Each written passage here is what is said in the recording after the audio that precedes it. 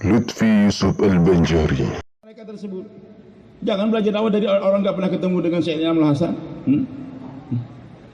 Cuman baca WhatsApp begitu saja. Langsung diberitakan. Belajarnya dari wartawan. Berlagak jadi ulama.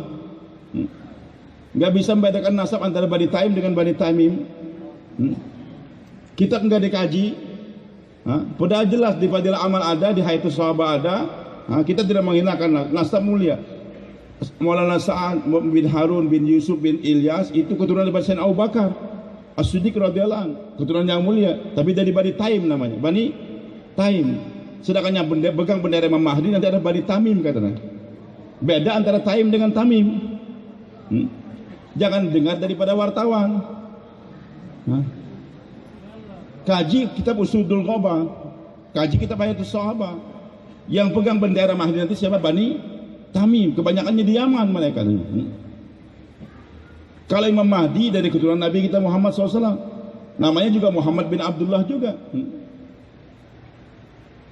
Yang pegang bendera beliau nanti siapa? Bani Tamim. Belajar.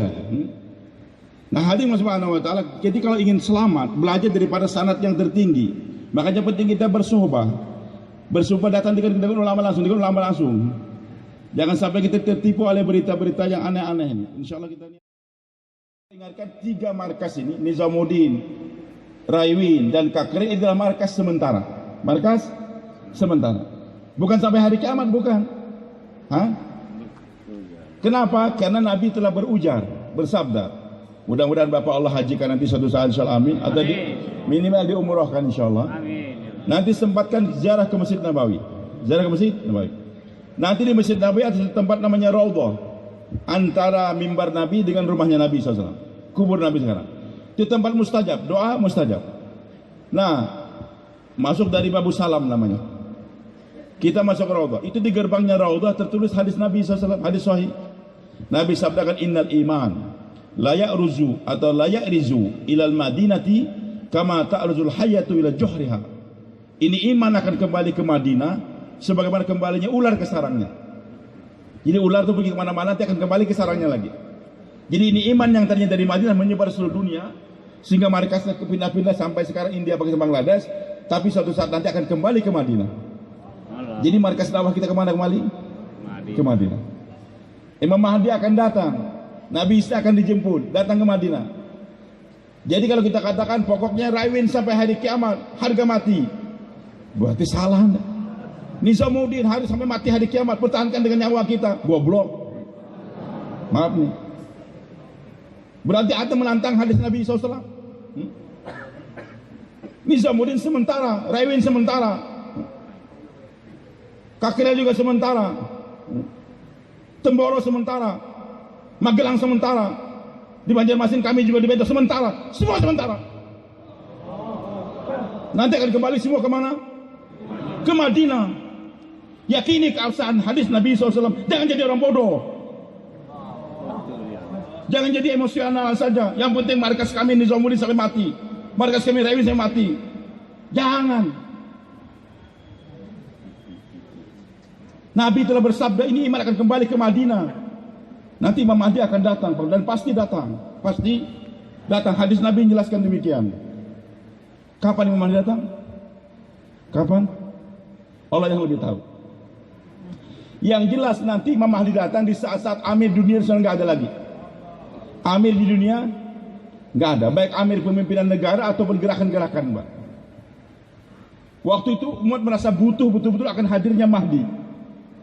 Kalau Imam Mahdi hadir di saat-saat negara-negara Islam masih ada, raja-raja Islam masih ada, begitulah gerakan-gerakan Islam ini ada amirnya, nggak bisa terima Mahdi, Pak. Ngapain Mahdi datang, kita kan nggak perlu. Saya ada amir. Sekarang Imam Mahdi datang nih di Mekah, iklankan, kira-kira Raja Salman yang masih punya duit banyak, yang punya tentara Saudi yang kuat di backing oleh tentara Amerika, kira-kira mau nggak terima Mahdi? Oh iya, kata Raja Salman, silahkan, tentara saya ikut kamu. Berat, Pak, untuk melepaskan jabatan, melepaskan, berat. Anggaplah Endorgan bisa sekarang menjadi pimpin dunia Islam. Datang Mahdi siap? Belum, Pak. Berat. Maka nanti sebelum mau datang itu kerajaan Saudi sebentar lagi ambruk. Pimpinan nggak ada kan.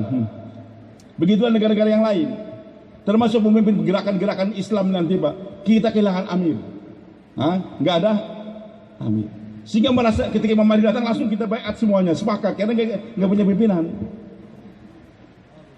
Makanya Sayyidina Amul Hasan katakan setelah aku nanti nggak ada lagi amir, nggak ada lagi baiat. Supaya nanti ketika Mahdi datang kita semua sepakat untuk terima. Yang kedua, ciri Imam Mahdi, Pak. Imam Mahdi itu namanya Muhammad bin Abdullah, keturunan Nabi SAW. Alumni mana? Alumni pesantren mana? Alumni Masamba? Alumni Gontor? Alumni Temboro, Magelang? Alumni Madinah? Enggak, Pak. Kata Nabi SAW, ini kayak mukhlisin kemudian bayan. Imam Mahdi itu yuslihullahu fi lailatin wahidah. Allah bentuk dalam satu malam saja. Imam Mahdi itu Allah alimkan, Allah hafizkan, Allah sempurnakan satu malam saja. Bukan alumni pesantren, bukan. Kalau Anda pergi umrah atau haji, jumpa satu orang ganteng betul, sorbannya hebat, namanya Muhammad bin Abdullah. Dia katakan, hei saudara, catat nama handphone saya.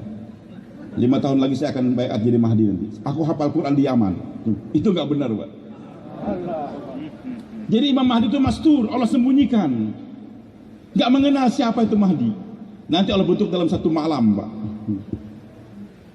Dan ciri yang kedua, dibaiat di Mekah, lari ke Madinah. Nggak mau dibaiat dia. Dibaiat di Madinah, lari ke Madinah, lari ke Mekah.